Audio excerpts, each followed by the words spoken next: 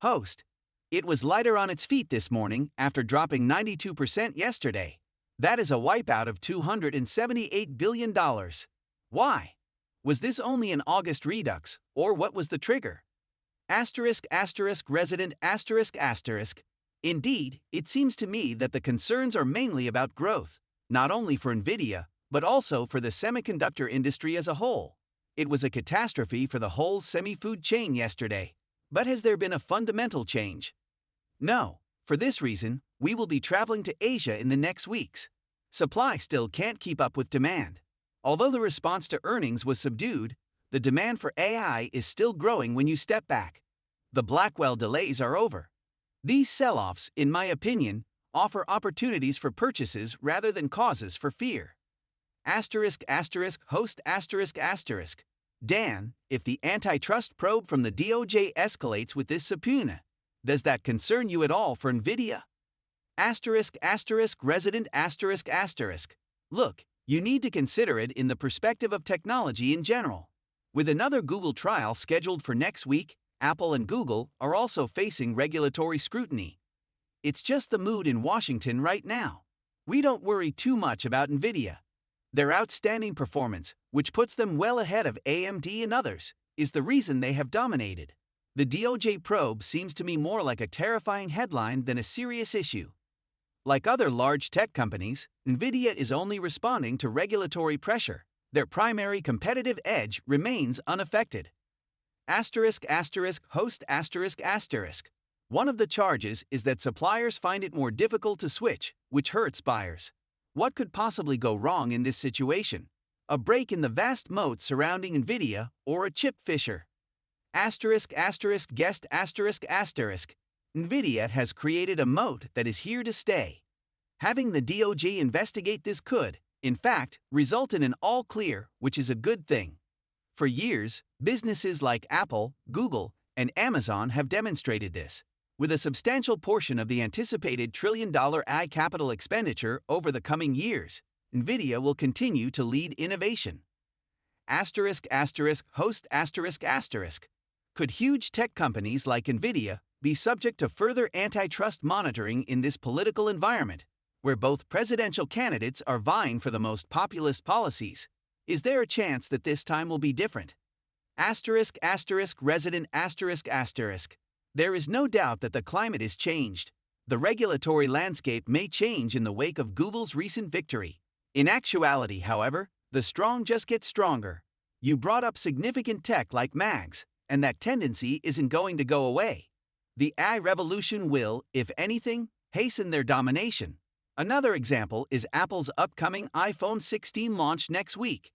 The largest factor will be M&A. Yet big tech will still prosper in spite of regulatory obstacles.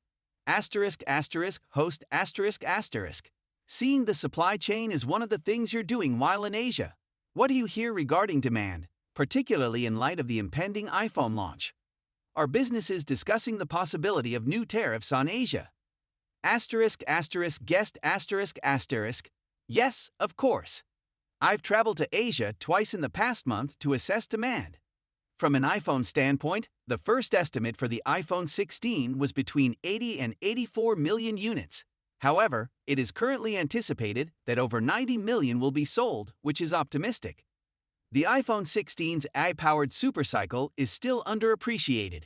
That is concerning in the context of the US-China tech conflict, particularly as the elections in November get near. What does each candidate mean for the AI trade? Investors are asking. The largest uncertainty is that.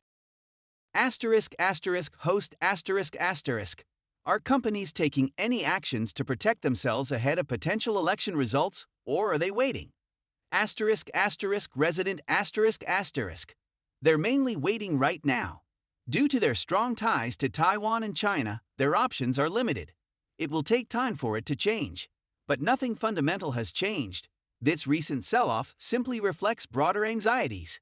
Even though there is some hesitancy leading up to the fall elections, we still think that these tech companies' valuations will increase until 2025. Host ***.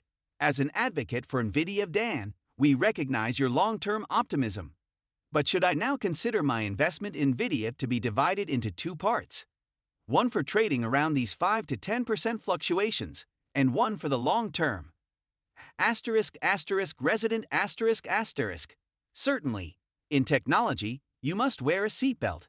The journey will not be easy. Pilots will alert you to the presence of turbulence. However, as demonstrated by yesterday's events and Black Monday in Tokyo, that opens up opportunities. Although volatility exists, these are growth scares rather than structural shifts. Instead of seeing it as the beginning of a downturn, I see it as an opportunity. Host Nvidia refuted yesterday's rumors of a DOJ subpoena. Nvidia wins on merit, as reflected in our benchmarks and value to customers, they informed Jim Cramer. Clients are free to select the option that best suits their needs.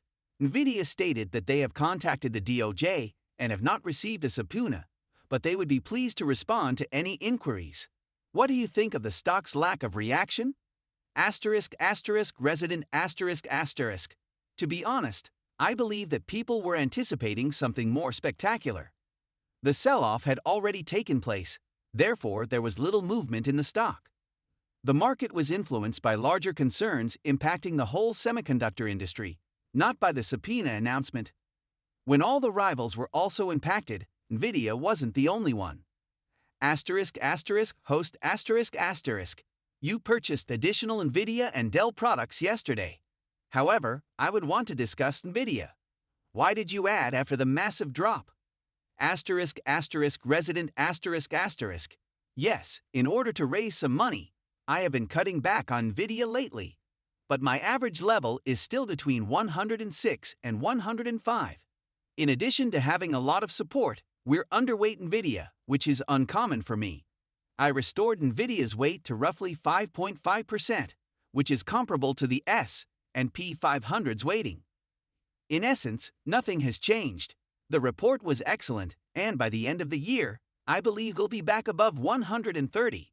Host ***. The report was great, but was it great enough given the stock's massive run-up? Resident ***. This quarter's results don't matter if you're optimistic about Nvidia. It involves imagining a time when their $120 billion in revenue would increase to $200 billion and their profitability will reach $5 per share. That is far too cheap for that future reality at $106 per share. You are invested in Nvidia due of their long-term trend, not for a single quarter. And Blackwell's delay? Asks the host. Guest ***. They will deliver this fiscal year, but there will be a slight delay. Since everyone is using it to develop their AI architecture, we're just making sure there are no bugs or functional problems. They have increased the chip yields for profitability, and demand is still high. Host ***. Prior to Nvidia's findings last week, a trader suggested a protective options bet. What can you tell us about the outcome of that exchange, Tony Zhang? Tony ***. We paid about $3.75 for a September 123 110ths put spread. It was trading at $9.75 this morning, representing a 160% return. Now, given the job data that will be released tomorrow, I would advise rolling that down to a 104.90 seconds put spread in order to control risk and capture any potential downside. Host ***. How much is this new trade going to cost? Tony ***. We lose $3 in profit on this new spread, but we still have protection against the downside. With a 3-to-1 reward ratio, if Nvidia drops below $92, by the time it expires in 15 days, you can profit $9 for every $3 you risk. The host says, "Thanks, Tony." This version eliminates difficult language and grammatical problems while maintaining the entire discussion. If you would like any other changes, please let me know. Nvidia has already experienced a 20% decline from its peak. It's down more than 30%, I believe. Yes, it cost more than $130. The stock fell 50% in 2022. Therefore, you must own these equities as a component of a diversified portfolio rather than as your sole asset. Because much of its value is already priced in, it's acceptable to hold it, but be ready for the potential that the market as a whole may be rising while Nvidia is sharply declining.